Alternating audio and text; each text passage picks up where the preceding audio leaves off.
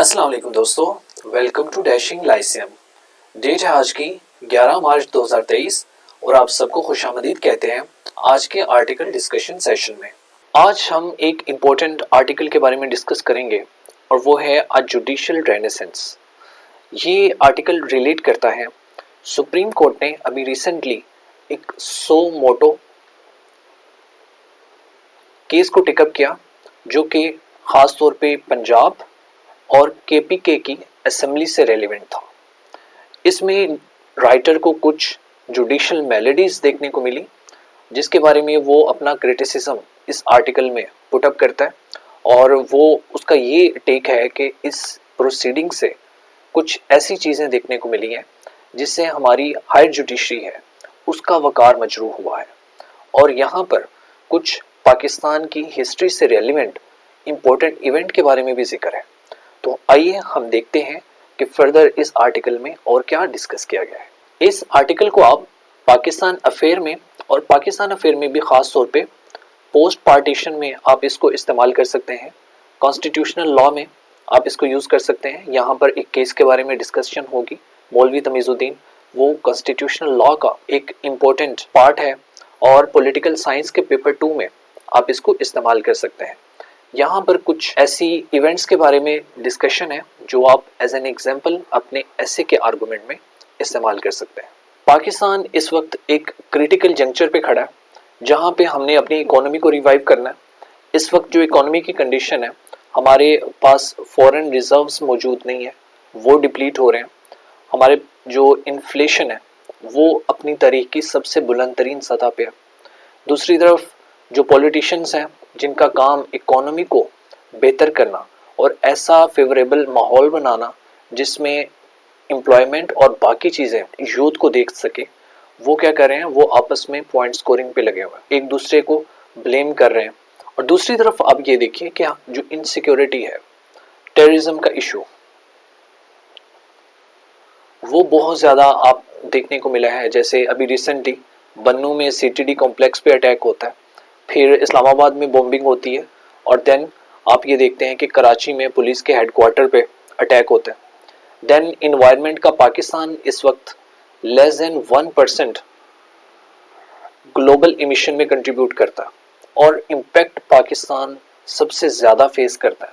अभी आपने इसकी रिसेंट एग्जाम्पल 2022 में जो फ्लड है उनसे अंदाज़ा लगा सकते हैं कि पाकिस्तान तकरीबन आधा पानी में डूबा हुआ था। तो इस वक्त ज़रूरत इस चीज़ की है कि हम एक रीबूट करें अपने कंट्री को, एक दफ़ा से शट डाउन करके जैसे सिस्टम को रीस्टार्ट किया जाता है, पाकिस्तान को भी वैसे ही रीस्टार्ट करने की ज़रूरत है। और रीस्टार्ट से मेरी मुराद ये है कि रिफॉर्म्स वो इम्प्लीमेंट किए जाए। हर इदारे में इस वक्त रिफॉर्म की ज़रूरत है। अब जो न्यू चैलेंजेस हैं उनको पुराने तरीक़ों से सोल्व आउट नहीं किया जा सकता।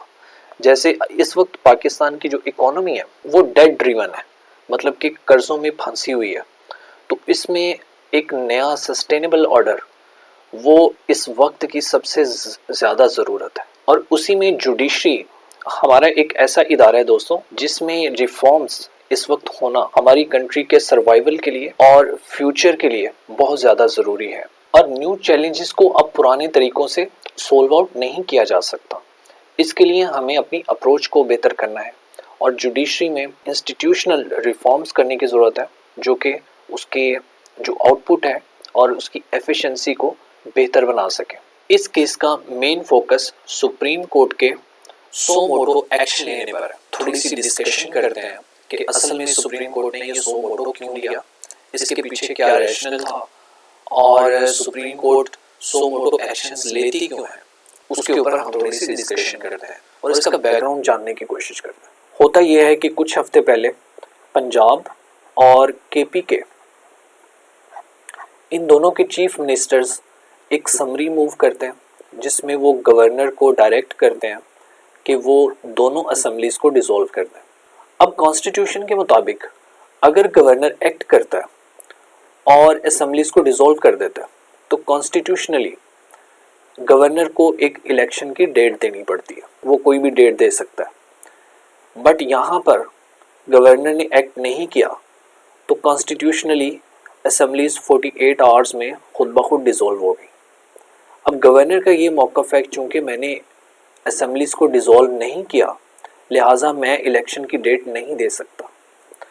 اب گورنر یہ تمام جو ہے ڈیٹ دینے کا پروسیس وہ الیکشن کمیشن آف پاکستان یہ ان کے سپرد کرتے ہیں کہ یہ ان کا کام ہے. اور الیکشن کمیشن کے ایکٹ میں یہ چیز موجود ہے کہ الیکشن کمیشن کبھی بھی الیکشن کی ڈیٹ نہیں دے سکتا. الیکشن کمیشن قاعدے سے الیکشن کنڈکٹ کروا سکتا ہے اور اس کو رزلٹ کو فائنلائز کر سکتا ہے بٹ وہ الیکشن کی ڈیٹ نہیں دے سکتا.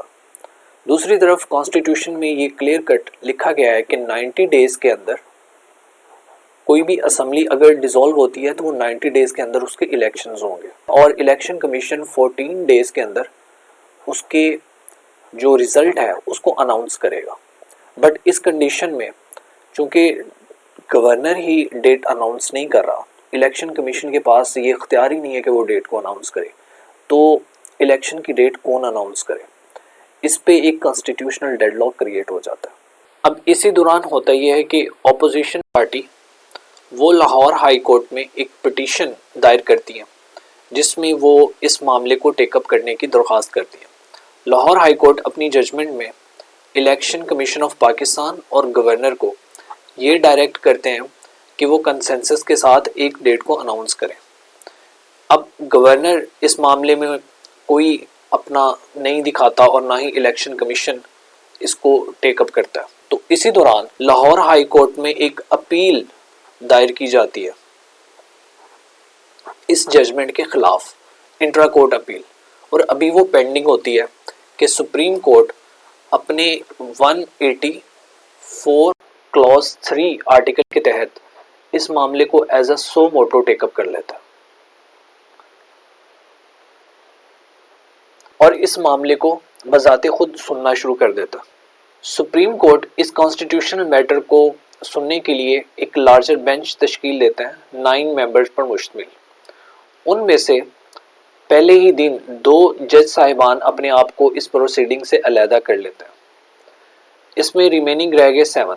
ان 7 میں سے فردر 2 جج صاحبان اپنا ایک اختلافی نوٹ دیتے ہیں جن میں ایک کا موقف یہ ہوتا ہے کہ یہ ایک غیر ضروری معاملہ ہے اور سو موٹو کے ذریعے سے اس معاملے کو ٹیک اپ نہیں کیا جانا چاہیے. یہ ایک کلیئر کٹ ایگزیکٹو کی جو اتھارٹی ہے اس کی وائلیشن ہے.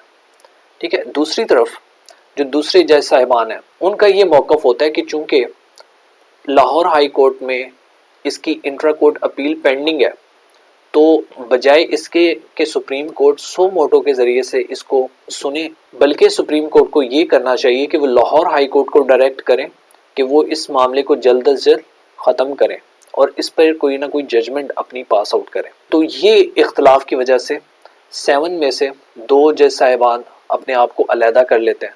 باقی ریمیننگ 5 بینچ اس معاملے کو ٹیک اپ کرتا ہے اور اس پہ پروسیڈنگ ہوتی ہے. اب یہاں پر ایک کنٹروورسی جنریٹ ہوتی ہے جو ہوتی ہے اس بینچ کی کمپوزیشن سے ریلیٹڈ کہ کون سے جج صاحبان اس بینچ کا حصہ ہوں گے اور کون سے نہیں. اچھا، اس جو کمپوزیشن ہے اس چیز کا ٹوٹلی جو اختیار ہے وہ چیف جسٹس آف پاکستان کے پاس ہے کہ وہ ڈیسائیڈ کریں گے کہ کس بینچ میں کون سے جج صاحبان انکلوڈ ہوں گے اور کس جج نے کون سا کیس سننا ہے. یہ سارے کا سارا اختیار یہ totally chief justice of Pakistan کے پاس ہے. اب یہاں پر جب چیف جسٹس نے 9 ممبر بینچ کانسٹیٹیوٹ کیا بڑی clear cut differences Supreme Court کے اندر ججز کے درمیان ہمیں دیکھنے کو ملا اس سو موٹو پروسیڈنگ میں، جس میں جو چیف جسٹس ہے جب وہ بینچ تشکیل دیتا ہے 9 ممبرز کا جن کو وہ رکھنے پر اصرار کرتا ہے وہ خود علیحدہ ہو جاتے ہیں اس بینچ سے.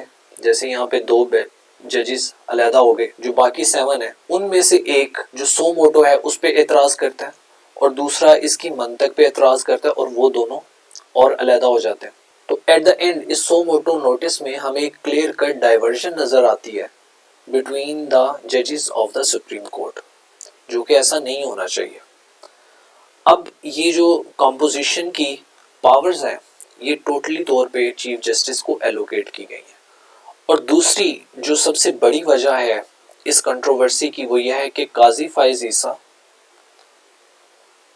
یہ ایک سینئر جج ہیں اور طارق مسعود یہ بھی سپریم کورٹ کے ایک سینئر جج ہیں. ان دونوں کو اس 5 ممبر بینچ کا حصہ نہیں بنایا جاتا اور اس کی بنیادی وجہ یہ ہے کہ یہ دونوں جج ایک ڈائسینڈنگ ویو رکھتے ہیں, ایک تنقیدی نظر رکھتے ہیں جو کہ ان کے فیصلوں سے بھی ریفلیکٹ ہوتی ہے. اور چیف جسٹس کا اتنے بڑے کیس جس میں کانسٹیٹیوشن کی تشریح کی جانی ہے اس میں بڑے ججز کا شامل نہ کرنا ایمبیگوٹی یہاں پہ کریٹ ہوتی ہے جس سے مختلف قسم کی آراء لوگوں میں جنم لیتی ہے. تو یہ بھی ایک کنٹروورسی کی ایک بہت بڑی وجہ ہے. اب ہم دوستو یہ سمجھتے ہیں کہ وہ کون سی ایسی خرابیاں ہیں جوڈیشل سسٹم میں جو اس سو موٹو کیس کے اندر ہمیں دیکھنے کو ملی ہے. تو ان میں سب سے پہلے ہے انٹرپریٹیو ڈیزوننس. اب یہ ہوتا یہ ڈیزوننس کا یہاں پہ مطلب ہے کہ ڈس ایگریمنٹ یا پھر ڈفرینسز. اس چیز کا یہاں پہ مطلب یہ ہے کہ اگر سپریم کورٹ نے ایک لا کو ٹیک اپ کیا اور اس کو انٹرپریٹ کیا تو اس کی کچھ خاص سینیریو میں کچھ اور ڈیفینیشن کی, اس کی انٹرپریٹیشن کسی خاص انداز میں کی اور بعد میں اسی طرح کے سینیریو میں کسی اور کیس میں اس کی انٹرپریٹیشن کسی اور انداز میں کی. تو اس میں جو فرق ہے دونوں انٹرپریٹیشن میں یعنی کہ پہلے والی انٹرپریٹیشن اور دوسری والی انٹرپریٹیشن, تو اس میں جو فرق آیا حالانکہ سینیریو سیم ہے, کنڈیشنز بھی سیم ہے, بٹ یہاں پر کچھ اور انٹرپریٹیشن ہے, یہاں پر کچھ اور آبزرویشن ہے, مطلب انٹرپریٹیشن ہے. تو اس انٹرپریٹیشن کی ڈیزوننس کی وجہ سے جو جوڈیشل سسٹم ہے وہ ایک خرابی کا موجد بنتا ہے. اب یہاں پر سپریم کورٹ کسی ایسے لا کو کہ جس کو وہ پہلے سے انٹرپریٹ کر کے سیٹل کر چکی ہے, اگر اس کو لگتا ہے کہ اس میں کوئی غلطی ہو چکی ہے یا کوئی ایسا فلا رہ گیا کہ جس کو ایڈریس کرنا بہت زیادہ ضروری ہے اور مسٹیکنلی قانونی نقطے کو نظر انداز کیا گیا یا پھر اس کو کنسیڈر نہیں کیا گیا, جس کی وجہ سے اس کے جو ریپرکشنز ہیں وہ بہت زیادہ خطرناک دیکھنے کو مل سکتے ہیں, تو اس لا کو سپریم کورٹ واپس ری انٹرپریٹ کر سکتی ہے اور یہ سب کچھ وہ کر سکتی ہے ڈاکٹرائن آف پریزیڈنٹ کے اندر. اب ہم تھوڑا سا یہ سمجھتے ہیں کہ ڈاکٹرائن آف پریزیڈنٹ ہے کیا. پاکستان کی جوڈیشری وہ ایک ہائرارکل سٹرکچر میں ہے. اس میں سب سے اوپر ہے سپریم کورٹ, نیچے 4 ہائی کورٹس ہوتی ہیں,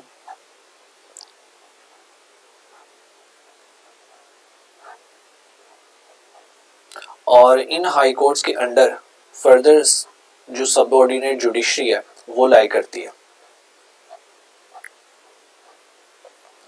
اب یہاں پر ڈاکٹرائن آف پریزیڈنٹ سے کیا مراد ہے, اس میں یہ دیکھیے دوستو کہ سپریم کورٹ اگر کوئی رول, کوئی ججمنٹ یا پھر کوئی ڈیسیژن کسی کیس میں یہاں پر پٹ اپ کر دیتی ہے اور اس کو فائنلائز کر دیتی ہے, کسی کیس میں کوئی ججمنٹ آ گیا, کوئی رول ڈیفائن کر دیا, کوئی ڈیسیژن میک کر دیا, تو وہ اگر سیم کیس لوور جوڈیشری میں with same circumstances, with same evidence, with same fact, اگر لوور جوڈیشری میں اسی طرح کا کوئی کیس پٹ اپ ہوتا ہے تو لوور جوڈیشری اس کے فیکٹس کو دوبارہ ری چیک نہیں کریں گے, بلکہ وہی اس ہائر کورٹ کا جو ڈیسیژن ہے اس کو ہی منوان تسلیم کریں گے اور فیصلہ دے دیں گے. یہاں پر یہ دیکھنے کی ہے کہ وہ ہونا ہائر جوڈیشری سے چاہیے. اب اگر کوئی ہائی کورٹ کسی معاملے میں کوئی پریزیڈنٹ سیٹ کرتا ہے تو وہ صرف اسی صوبے کے انڈر جو جوڈیشری ہے اس کے لیے ایز اے پریزیڈنٹ استعمال ہوگا. جیسے یہاں پہ ہم فار ایگزامپل بات کرتے ہیں کہ پنجاب میں لاہور ہائی کورٹ کسی معاملے میں کوئی پریزیڈنٹ کوئی ججمنٹ دے دیتا ہے تو وہ اسی صوبے میں جو لوور جوڈیشری ہے اس کے لیے ایز اے پریزیڈنٹ استعمال ہوگا. وہ پشاور ہائی کورٹ کی لوور جوڈیشری کے لیے ایز اے پریزیڈنٹ استعمال نہیں ہوگا. اب یہاں پر بالفرض Lahore high court same fact اور فگر میں ایک فیصلہ دیتی ہے اور پشاور ہائی کورٹ اسی طریقے سے اسی سرکمسٹانسز میں ایک دوسرا فیصلہ دیتی ہے, تو Peshawar high court Lahore high court کے فیصلے کا احترام تو کرے گی بٹ اس کو اپنے لیے پریزیڈنٹ نہیں سمجھے گی. وہ کب تک لوور جوڈیشری کے لیے ایز اے پریزیڈنٹ کے طور پہ استعمال ہوگا, وہ جو ہائر جوڈیشری ہے جہاں سے وہ فیصلہ ہوا ہے وہ خود اگر اس کو کسی اور کیس میں چینج نہیں کر دیتی یا پھر کانسٹیٹیوشن اس کا کوئی طریقہ کار ڈیفائن نہیں کر دیتا، تب تک وہی ججمنٹ وہی رول تمام نیچے والی جوڈیشری کے لیے ٹھیک سمجھا جائے گا اور جو لوور جوڈیشری ہے وہ اس پہ کام کر سکتی ہے۔ اب یہاں پر اگر سپریم کورٹ کسی معاملے میں رول یا پھر کوئی ججمنٹ ڈیفائن کر دیتی ہے تو وہ تمام جو ہائی کورٹس ہیں اس کے لیے ایز اے پریزیڈنٹ استعمال ہوگا۔ ہائی کورٹ کے لیے استعمال ہوگا تو اس کی رسپیکٹو جو نیچے سبارڈینیٹ کورٹس ہیں ان کے لیے بھی ایز اے پریزیڈنٹ استعمال ہوگا۔ وہ کب تک ہوگا؟ جب تک کسی اور کیس میں ہائی کورٹ اپنے اس ڈیسیژن کو واپس ریوزٹ نہیں کر لیتی یا پھر کانسٹیٹیوشن میں یا کوئی ایسا لا نہیں بن جاتا جو کہ اس سے ریلیونٹ کوئی ریکمنڈیشن یا پھر اس کو ڈیفائن کرے۔ اور سپریم کورٹ اس ڈیسیژن کو چینج کر سکتی ہے۔ اگر اس نے ایک کیس میں کوئی ڈیسیژن دیا ہے تو سیم فیکٹ اگر دوسرے کیس میں ہو تو وہ اس کو چینج کر سکتی ہے۔ اسی وجہ سے ہم نے پیچھے بات جو کی ہے وہ اس میں یہی کی ہے کہ ری انٹرپریٹ کر سکتی ہے۔ اگر اس کو لگے کہ کسی کیس میں اس نے کوئی غلطی کی ہے، ڈیلیبریٹلی نہیں ہونا چاہیے، ٹھیک ہے، اس سے کیونکہ ریپرکشنز بہت زیادہ ہوں گے، بٹ اگر کورٹ سے کوئی غلطی ہو جاتی ہے تو دوسرے کیس میں اس کو ریکٹیفائی کیا جا سکتا ہے۔ لوور کورٹ کے لیے ایز اے پریزیڈنٹ وہ سیم کیس استعمال ہوگا اور اس کا ریفرنس لوور کورٹ میں استعمال کیا جائے گا۔ بٹ یہاں پر جیسے پیچھے یہاں پہ بات ہو چکی ہے کہ انٹرپریٹیو ڈیزوننس، کہ ایک دفعہ اگر کسی کیس میں کچھ رول ڈیفائن کر دیا اور کسی کے بارے میں کوئی ججمنٹ دے دی تو دوسری دفعہ اس کو ریوزٹ کر لیا جائے گا، تو یہ ایک جو ڈیفرنس یہاں پہ کریٹ ہوتا ہے اس کو بولتے ہیں انٹرپریٹیو ڈیزوننس۔ اب یہاں پر ایک اور بات کی گئی ہے وہ یہ ہے کہ ہماری جو ہسٹری ہے 1955 سے لے کے اب تک وہ بہت زیادہ جوڈیشل ہسٹری بہتر نہیں رہی۔ اس میں جو پہلی دفعہ ہمیں جہاں سے یہ تمام جوڈیشل چیزیں خراب ہونا شروع ہوئی ہیں وہ تب سے ہوئی ہیں جب مولوی تمیز الدین کیس ہمارے سامنے آیا۔ اب ہوا یہ کہ ایپکس کورٹ یعنی کہ جو سپریم کورٹ ہے سب سے ہائر کورٹ، اس کے پاس ایک مقدمہ آتا ہے مولوی تمیز الدین کا، اور اس کے بارے میں ہم تھوڑی سی اس کے میرٹ پہ تھوڑی سی بات کرتے ہیں۔ جو پہلی ہماری کانسٹیٹیوئنٹ اسمبلی ہے مولوی تمیز الدین اس کے پریزیڈنٹ ہے، مطلب اس کے اسپیکر ہیں۔ اس میں ہوتا یہ ہے اس کیس میں کہ گورنر جنرل غلام محمد وہ ناظم الدین کی منسٹریز کو اوسٹ کر دیتا ہے اور ان سے زبردستی استعفے لے لیتا ہے۔ تو گورنر کی یہ پاور کو ختم کرنے کے لیے جو ہماری فرسٹ کانسٹیٹیوئنٹ اسمبلی ہے وہ ایک لا پاس کرتی ہے انڈین امینڈمنٹ ایکٹ کے انڈر، ٹھیک ہے، جس میں یہ ہوتا ہے کہ وہ انڈین انڈیپینڈنس ایکٹ میں تھوڑی سی چینجنگ کرتی ہے تاکہ وہ ہمارا جو مین کانسٹیٹیوشن ہے اس میں چینج کر سکے۔ اب جب کانسٹیٹیوئنٹ اسمبلی یہ کرتی ہے گورنر جنرل آ کے کانسٹیٹیوئنٹ اسمبلی کو ہی ڈیزولو کر دیتا ہے۔ اب کانسٹیٹیوئنٹ اسمبلی چونکہ ڈیزولو ہوگی تو مولوی تمیز الدین بیچارہ وہ بے روزگار ہو گیا کیونکہ وہ اسپیکر تھا، وہ جاتا ہے سندھ چیف کورٹ کے پاس۔ اس میں وہ جا کے التجا کرتا ہے کہ آپ ہمیں 2 ریٹ ایشو کریں تاکہ آپ گورنر جنرل سے یہ پوچھئے کہ اس نے کس قانون کے تحت کانسٹیٹیوئنٹ اسمبلی کو ڈیزولو کیا اور مینڈیمنس اور کوورنٹو یہ 2 ریٹ ایشو کیجئے۔ تو یہاں پہ کیس کے میرٹ پہ ڈسکشن ہوتی ہے اور جو سندھ چیف کورٹ ہے وہ مولوی تمیز الدین کے حق میں فیصلہ دے دیتی ہے۔ اب جو ایگزیکٹو ہے یعنی کہ گورنر جنرل اس معاملے کو فیڈرل کورٹ میں لے جاتا ہے۔ سپریم کورٹ پہلے فیڈرل کورٹ کہلاتی ہے، تو وہاں پر جسٹس منیر اس معاملے کو ٹیک اپ کرتا ہے۔ تو وہاں پر جو فائنل ڈیسیژن آتا ہے دوستوں وہ آتا ہے مولوی تمیز الدین کے خلاف، اور اس میں یہ بات ڈیفائن کی گئی ہے کہ چونکہ جس قانون کے تحت گورنر جنرل کی پاور کو ختم کیا گیا وہ قانون ہی گورنر جنرل سے منظور شدہ نہیں ہے، لہٰذا وہ صحیح لا نہیں ہے۔ مولوی تمیز الدین کا یہ موقف ہوتا ہے کہ کانسٹیٹیوئنٹ اسمبلی یہ اصل میں ایک سوورن باڈی ہے اور جب یہ لا پاس کرتی ہے تو اس کے لیے گورنر جنرل کی ایسنٹ کی ضرورت نہیں ہے، جبکہ فیڈرل کورٹ کا جو فائنل ڈیسیژن آتا ہے وہ اس میں یہ ثابت ہوتا ہے کہ جو کانسٹیٹیوئنٹ اسمبلی ہے وہ سوورن باڈی نہیں ہے اور ہم ابھی بھی صحیح سے آزاد نہیں ہوئے، ہم کامن ویلتھ کے انڈر ہیں، لہٰذا ابھی بھی ہم ڈومینین ہے. تو اس قسم کا جسٹس منیر کا فیڈرل کورٹ کی طرف سے ایک ڈیسیژن آتا ہے جس میں بعد میں آپ دیکھتے ہیں کہ ڈاکٹرائن آف نیسیسٹی اس کو انووک کیا جاتا ہے. تو اصل میں یہی ایک ایسا پریزیڈنٹ سیٹ کرتا ہے جو کہ بعد میں مارشل لا کا راستہ ہموار کرتا ہے کہ ضرورت اس چیز کی ہے، اب جس چیز کی ضرورت ہے اس مطابق کانسٹیٹیوشن کو چینج کیا جاتا ہے. اب سو موٹو کی جو اوریجنل جورسڈکشن ہے وہ سپریم کورٹ کے پاس ہے. اوریجنل جورسڈکشن کا دوستوں مطلب یہاں پہ یہ ہے کہ ڈائریکٹلی سپریم کورٹ اس کیس کو سن سکتی ہے، اور یہ آرٹیکل 184(3) اس چیز کی اجازت دیتا ہے. اب یہاں پر دوسرا پوائنٹ یہ ہے کہ انسٹیٹیوشنل اوورریچ. اس میں یہ ہے کہ جو باقی ان کے ججز ہیں جن لوگوں نے اختلاف کیا، اختلافی نوٹ دیا، جو 4 ججز ہیں، ان کے مطابق سپریم کورٹ اپنی باؤنڈری سے بڑھ کر ایسا کام کر رہی ہے جو کہ اس کی جورسڈکشن میں تو ہے بٹ اس کو کرنا نہیں چاہیے. 3 گراؤنڈز پہ ان 4 ججز نے اختلاف کیا ہے. پہلا یہ ہے کہ لیگل گراؤنڈ پہ. لیگل ایسے کہ جب ایک معاملہ لاہور ہائی کورٹ میں پینڈنگ ہے، اس کی انٹرا کورٹ اپیل ابھی اس پہ فیصلہ ہونا باقی ہے، تو اس معاملے کو ٹیک اپ کرنا ہی لیگلی غلط ہے. دوسرا یہ اسٹرکچرل جو سپریم کورٹ کا یہ ایک ہائرارکی ہے اس کو وائلیٹ کرتا ہے. جیسے سب سے اوپر سپریم کورٹ، پھر ہائی کورٹ آتا ہے.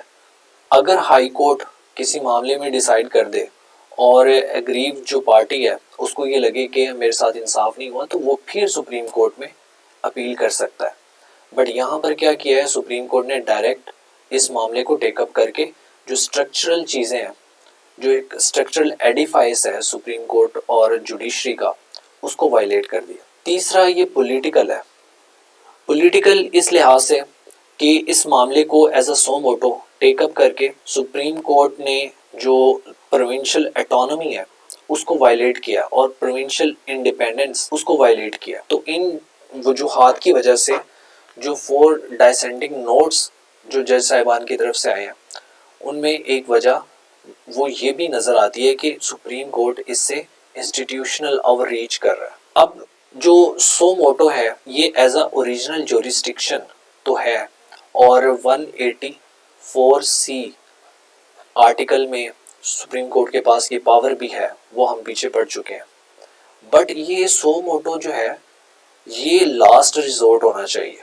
مطلب کہ آخر میں تمام باقی لوور کورٹس ہیں ان میں معاملہ پہلے چلنا چاہیے اور پھر اینڈ پہ as a final destination supreme court کو مقدمہ لینا چاہیے، نہ کہ پہلا ہی مقدمہ ڈائریکٹ سپریم کورٹ میں یہاں پہ انٹر کیا جائے. اس سے یہ ہوتا ہے کہ سپریم کورٹ ڈائریکٹ جب کسی مقدمے کو سنتی ہے تو یہ ہائرارکی یہ مینٹین نہیں رہ پاتا. تو بجائے اس کے کہ فائنل ڈیسٹینیشن بننے کی بجائے سپریم کورٹ فرسٹ ڈیسٹینیشن ہی بن جاتی ہے، جس سے وہ جو ڈیو پروسیس ہے وہ کمپلیٹ نہیں ہو پاتا. تو یہ انسٹیٹیوشنل اوور ریچ ہے. اور چوتھا دوستوں ہم یہ دیکھتے ہیں کہ انٹرنل ڈس ہارمنی ہمیں نظر آتی ہے، اور اس بارے میں ہم پہلے بات کر بھی چکے ہیں کہ ایک بینچ بنتا ہے 9 ممبر بینچ، اور اس میں بھی تقریباً 4 جج صاحبان اپنے آپ کو علیحدہ کر لیتے ہیں. تو اتنا بڑا اختلاف اور ڈفرینس ہمیں پاکستان کی ہائر جوڈیشری میں دیکھنے کو ملتا ہے، جس میں 2 جج صاحبان وہ تو اپنے آپ کو ٹوٹلی اس سے علیحدہ کر لیتے ہیں اور 2 ڈائسینڈنگ نوٹ دیتے ہیں، اور باقی جو 5 رہتے ہیں ان میں سے بھی 3 جج صاحبان میجورٹی سے فیصلہ کرتے ہیں اور 2 اس میں بھی ایک اختلافی نوٹ دیتے ہیں. مطلب اب یہ جو فیصلہ ہے وہ 3-2 کی میجورٹی سے سنایا گیا ہے. تو اسی وجہ سے ہمیں نظر آیا کہ بینچ ٹوٹ رہا ہے اور دوبارہ سے ریکنسٹیٹیوٹ ہو رہا ہے. تو اس چیز سے جو چیز فائنل سمجھ میں آتی ہے وہ یہ ہے کہ انٹرنل ڈس ہارمنی ہے سپریم کورٹ کے ججز کے درمیان. اور دوسرا یہ ہے کہ جوڈیشری میں جو ڈائسنٹ ہے یعنی کہ جو اختلافی چیزیں ہیں وہ کانسٹیٹیوشنل لا کا حصہ ہے. ہر جج کو یہ لبرٹی ہے کہ وہ کسی بھی معاملے میں اختلاف کر سکتا ہے، اس کا ویو انٹرپریٹ کرنے کا وہ ڈیفرنٹ ہو سکتا ہے، اور تمام کنٹریز میں ان کا کانسٹیٹیوشن اس بات کی اجازت دیتا ہے. جیسے یہاں پہ انڈین کانسٹیٹیوشن کے آرٹیکل 145 میں اس بات کے بارے میں ہے کہ وہ ڈائسینٹنگ ویوز کو پروٹیکٹ کرتا ہے. اسی طریقے سے پاکستان میں بھی جو ایپکس کورٹ کے رولز ہیں ان میں اور بلٹ ان کانسٹیٹیوشنل میکانزم ایسا ہے کہ جس میں فریڈم آف ایکسپریشن کسی بھی جج کی، اس کو پروٹیکٹ کیا جاتا ہے، اس کو پریزرو کیا جاتا ہے اور اس کو رسپیکٹ کیا جاتا ہے. اور ایٹ دا اینڈ ہم اس بارے میں بات کرتے ہیں کہ جو جورسپروڈنس ہے، یعنی کہ جو لیگل سسٹم ہے، وہ بغیر مائنورٹی کے ڈیسیژن کے، مطلب مائنورٹی ڈیسیژن مطلب یہ ہوتا ہے کہ ڈائسینٹنگ ویوز کے، وہ کبھی بھی فلرش نہیں کر پاتا. جیسے آپ یہ دیکھیے کہ ہمارے جو پہلے ڈائسینٹرز ہیں، جیسے اے آر کارلینیس، انہوں نے مولوی تمیز الدین کیس میں ایک بہت ہی ریمارکیبل اختلافی نوٹ لکھا. انہوں نے کہا کہ ہماری جو کانسٹیٹیوئنٹ اسمبلی ہے وہ سوورن ہے. باقی جو ججز ہیں وہ یہ سمجھتے تھے کہ کانسٹیٹیوئنٹ اسمبلی سوورن نہیں ہے، اور ان کے مطابق ہم پاکستان ڈومینین نہیں ہے بلکہ کیا ہے، ایک انڈیپینڈنٹ کنٹری ہے. جسٹس فضل علی نے اے کے گوپال کیس، یعنی کہ انڈیا کی طرف سے جو ایک ڈسینٹرز ہیں، جس میں ٹوٹل 6 ججز تھے، اور جو فائنل فیصلہ آیا وہ تھا 5-1 کی میجورٹی سے. اس میں جو اختلافی نوٹ تھا وہ انڈیا میں جسٹس فضل علی کا تھا. اور بعد میں اس غلطی کو کہ یہ جو 5 ججز ہیں انہوں نے کانسٹیٹیوشن کی بہت زیادہ نیرو تشریح کی ہے، نیرو انٹرپریٹیشن کی ہے. تو اس چیز کو ڈاکٹرائن آف پریسیڈنٹ کے انڈر بعد میں ریکٹیفائی کر دیا بعد میں آنے والے کیسز میں. تو ان کا یہاں پہ اختلاف کرنا مطلب یہ ہے کہ یہ اکیلا تو کھڑا تھا بٹ یہ حق کے ساتھ کھڑا تھا اور یہ کانسٹیٹیوشن کے ساتھ کھڑا تھا. انڈیا کے پرسپیکٹو میں یہ بات ہو رہی ہے. اور دوسری طرف اے آر کارلینیس یہ بھی اکیلا تھا اور یہ بھی رائٹ سائڈ پہ تھا. مطلب یہ ہے کہ مائنورٹی اوپینین غلط نہیں ہوتے. بعض اوقات جو میجورٹی ہیں وہ کانسٹیٹیوشن کو اس طریقے سے انٹرپریٹ نہیں کر پا رہے ہوتے. تو صحیح جو لا ہے، ٹرو لا، وہ بعض اوقات مائنورٹی کی طرف ہوتا ہے. تو اس وجہ سے ہمیں مائنورٹی اوپینین کو رسپیکٹ کرنی چاہیے اور ان کو سمجھنا چاہیے. اس وجہ سے ہمیں باقی جو ڈیسینٹر ویوز ہیں جیسے قاضی فائز عیسیٰ، دوسرے ججز، تاکہ اس انٹرپریٹیشن میں کسی قسم کا ابہام نہ ہو. تو یہ تھی جی آج کی آرٹیکل، اور میں نے بہت زیادہ کوشش کی کہ آپ کو آسانی سے سمجھایا جا سکے، بٹ چونکہ یہ بہت ایک ایکسٹینسو ٹاپک ہے، اس میں ایک ایک چیز پہ ایک ایک گھنٹے کا لیکچر دیا جا سکتا ہے. شاید میں کامیاب رہا ہوں. اب مجھے نہیں پتا کہ آپ کو ان چیزوں کی سمجھ آئی ہے کہ نہیں، کیونکہ اس پہ ایک علیحدہ سے ڈسکشن کی جا سکتی ہے. اتنا ہی تھا جی. آپ اپنا بہت زیادہ خیال رکھیے. اللہ حافظ.